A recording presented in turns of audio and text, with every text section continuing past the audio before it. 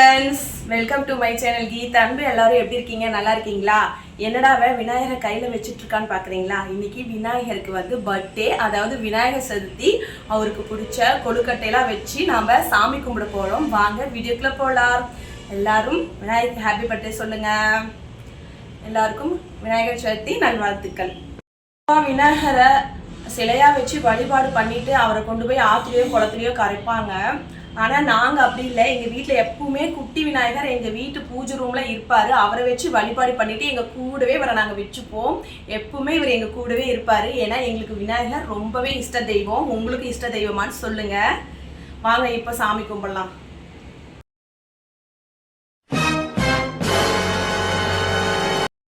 என்னமோ தெரியலங்க, விநாயகர்னா குட்டி பசங்களுக்கு தான் ரொம்ப பிடிக்குது. ஒரு வாரத்துக்கு முன்னாடியே காசு கலெக்ஷன் பண்ணி விநாயகர் சிலையை எடுத்துகிட்டு வச்சு செம்மையாக கொண்டாடுவாங்க.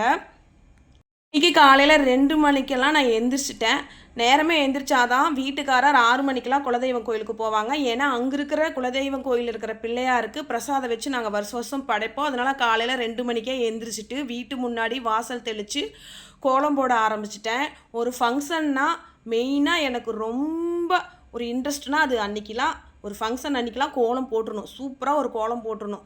கோலம் வாசல் முன்னாடி இருந்தால் தான் அந்த வீட்டுக்கு லக்ஷ்மி கடாட்சமாக இருக்குங்கிறது என்னோட அபிப்பிராயம். நேரமே இருந்துச்சு, வீடெல்லாம் வலிச்சிட்டு அப்புறம் குளிச்சுட்டு சரி ஓகே 5 மணி ஆயிடுச்சு. இதுக்கே 5 மணி ஆயிடுச்சு.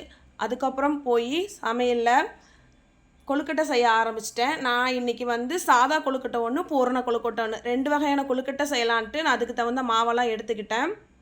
கொழுக்கட்டை ரொம்பவே ஈஸி தான், அவ்வளோலாம் கஷ்டம் கிடையாது. நீங்கள் வீட்டில் எப்போவுமே மாவு அரைச்சி வச்சுக்கிட்டிங்கன்னா அப்பப்போ கொழுக்கட்டை செஞ்சு நம்ம சாப்பிட்லாம். நான் இன்றைக்கி சாதா கொழுக்கட்டை முதல்ல செய்ய ஆரம்பிச்சிட்டேன். அதை இட்லி பானையில் வச்சோமா அது பாட்டுக்கு வெந்துட்டுருக்கோம். அதுக்கப்புறம் நம்ம பூரண கொழுக்கட்டை ரெடி பண்ணலான்ட்டு நான் முன்னாடியே சாதா கொழுக்கட்டை எல்லாம் செஞ்சு இட்லி பானையில் ஆவியில் வேக வச்சா ரொம்பவே சூப்பராக இருக்கும். பாருங்கள், இதுதான் நான் செஞ்ச கொழுக்கட்டை. இது தேங்காய் பூ போட்ட கொழுக்கட்டை, தேங்காய் பூ கொழுக்கட்டைன்னு சொல்லுவாங்க. ரொம்பவே சூப்பராக இருக்கும் சாப்பிட்றதுக்கு. இது விநாயகருக்கு கொழுக்கட்டைனா விரும்பி சாப்பிடுவாங்க. அதாவது கொழுக்கட்டைனா விநாயகர் ரொம்ப பிடிக்கும் அப்படின்ட்டு ஒரு ஐதீகம் உண்டு. அதுக்கப்புறம் பூரண கொழுக்கட்டைக்கு நான் ரெடி பண்ணிக்கிட்டேன். பூரண கொழுக்கட்டை தீனி வச்சு அந்த கொழுக்கட்டைக்குள்ளே செய்வாங்க. அதாவது பொட்டுக்கடலை, எள்ளு, வெல்லம், ஏலக்காயெலாம் போட்டு அரைச்சி வெறும் மாவு பிசைஞ்சு கொழுக்கட்டை செய்வாங்க. அது ரொம்பவே சூப்பராக இருக்கும். நான் ஒரு அச்சு எனக்கு ஒரு கடையில் மாவு வாங்கும்போது ஒரு ஃப்ரீயாக ஒரு அச்சு கொடுத்தாங்க. அந்த அச்சில் வருமோ வராதான்னு நினச்சிக்கிட்டு இந்த அச்சில் நான் செஞ்சேன். ஆனால் ரொம்ப சூப்பராகவே வந்துருந்துச்சு. நான் முதல்லலாம் வாங்கும்போது இந்த அச்சில் நல்லா வராது. ஆனால் இந்த வாட்டி ரொம்பவே சூப்பராக கொழுக்கட்டை வந்துட்டு இருந்துச்சு. நல்லா அச்சாக வந்துட்டு இருந்தது. பார்க்கவும் நல்லா ஷேப் சூப்பராக இருந்தது. பாருங்கள் எப்படி இருக்குன்ட்டு.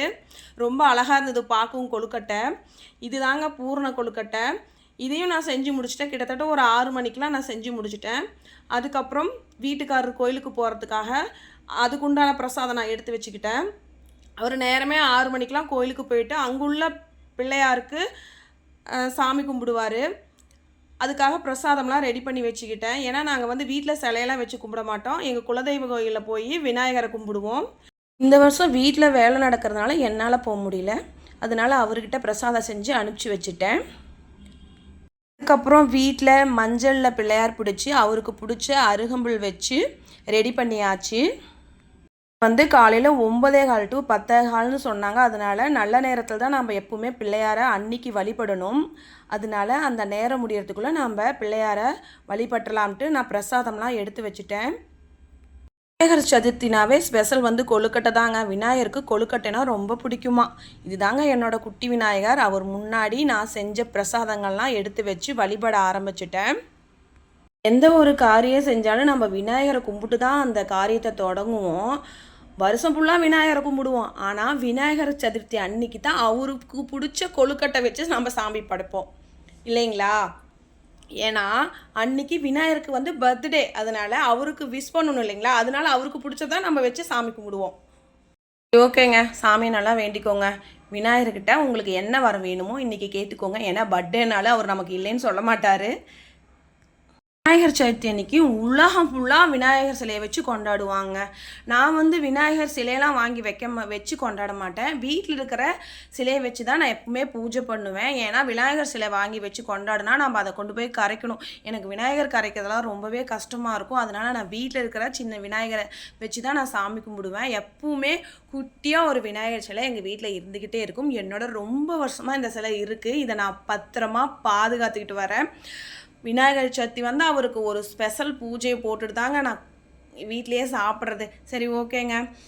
கொழுக்கட்டையெல்லாம் செம்மையாக இருந்ததுங்க. பிரசாதம்னா சொல்லவே வேண்டாம். அவ்வளோ அந்த நெய்வேத்தியம் செம்ம டேஸ்ட்டாக இருக்கும். கோயில் பொங்கலாக இருந்தாலும் சரி, சாமிக்கு செய்கிற பிரசாதமாக இருந்தாலும் சரி, வேறு லெவல் டேஸ்ட்டாக இருக்கும். இந்த வீடியோ கடைசி வரைக்கும் பாருங்கள், ஸ்கிப் பண்ணாதீங்க. நீங்களும் எப்படி விநாயகரை வழிபடுவீங்கன்னு என்னோட கமெண்டில் சொல்லுங்கள். இவ்வளோ நேரம் வீடியோ பார்த்ததுக்கு ரொம்பவே நன்றி. Okay, tata. பிடிச்சிருந்தா லைக் பண்ணுங்கள், அப்படியே ஒரு கமெண்ட் பண்ணுங்கள், என்ன அப்படியே ஃபாலோ பண்ணிக்கோங்க. Okay, bye. Have a nice day.